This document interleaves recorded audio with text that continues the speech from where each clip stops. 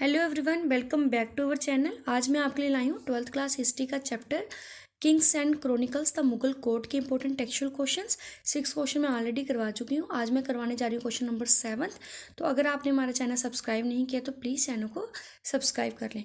तो question number 7 है हमारा कि आप विजुअल जो मटेरियल रिप्रेजेंट किया गया है इस चैप्टर में, हम उसको कैसे अबू फजल की जो डिस्क्रिप्शन है तस्वीर, उसके साथ हम उसको कैसे कोरस्पॉन्ड कर लेते हैं, मतलब कैसे किस हद तक हम उसका मेल उससे कर रहे हैं। ठीक है, कहते हैं अब तस्वीर क्या होता है, जब हम drawing the likeness of anything, जब हम किसी चीज़ को हूबहू वैसे ही पिक्चर्स में उतारते हैं, ठीक है, तो उसको हम क्या बोल देते हैं, तस्वीर। ठीक है, मतलब हमने कोई व्यू देखा, हमने किसी को देखा, हमने हूबहू उसकी वैसी ही पिक्चर बना दी, ठीक है, उसका वैसा ही चित्र बना दिया, तो उसको क्या कहा जाता है, तस्वीर।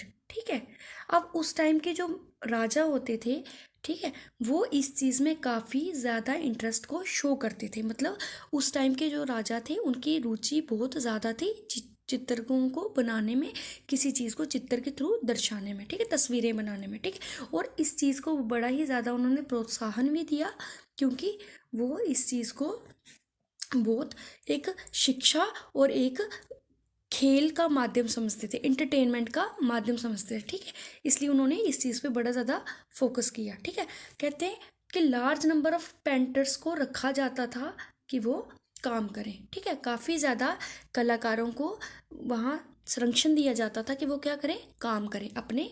कौन, जो मुगल शासक थे वो अपने कोर्ट में काफ़ी ज़्यादा जो चित्रकार होते थे उनको काम करने के लिए रखते थे। ठीक है, हर वीक, ठीक है, हर वीक जो सुपरवाइजर्स होते थे और क्लर्क जो होते थे वो क्या करते थे, जो वर्कशॉप्स होती थी उनको सबमिट करते थे। मतलब जो चित्रकारों ने जो काम किया होता था उसको सबमिट करते, उसको लेते थे और राजा के आगे उसको पेश करते थे। ठीक है, और अगर राजा को लगता था कि किसी ने बहुत अच्छा काम किया है तो उसको क्या, रिवार्ड भी दिया जाता था, उसको इनाम भी दिया जाता था। ठीक है, पेंटिंग जो थी वो खाली बुक की ब्यूटी को ही नहीं बढ़ाती। ठीक है, कि पेंटिंग जो है वो खाली बुक की ब्यूटी को नहीं बढ़ाती, बल्कि उनको ये भी विश्वास था कि पेंटिंग के थ्रू, चित्रों के थ्रू हम अपनी किंगडम्स के बारे में या राजाओं की पावर के बारे में कुछ ऐसी चीज़ें भी दर्शा सकते हैं जिनको शब्द बयान नहीं कर सकते। ठीक है, मतलब वो पेंटिंग के थ्रू अपनी पावर्स को और अपनी किंगडम्स को ऐसे दिखाते थे जिस जो कि मतलब शब्दों से बयान नहीं की जाती, इतना अच्छा और इतना पावरफुल दिखाते थे पिक्चर्स की मदद से, जो कि शायद शब्दों में बयान नहीं की जा सकती थी। ठीक है, अब जो हिस्टोरियन जो अबू फजल था, ठीक है, वो उसने पेंटिंग को क्या डिस्क्राइब किया था, उसने पेंटिंग को एक मैजिकल आर्ट माना था। मैजिकल क्या होता है, जादुई कला। ठीक है, ठीक है, उसके अकॉर्डिंग उसका क्या व्यू था, वो कहता था कि जो कला है, जो चित्रकला है, वो कुछ ऐसी चीज़ों को भी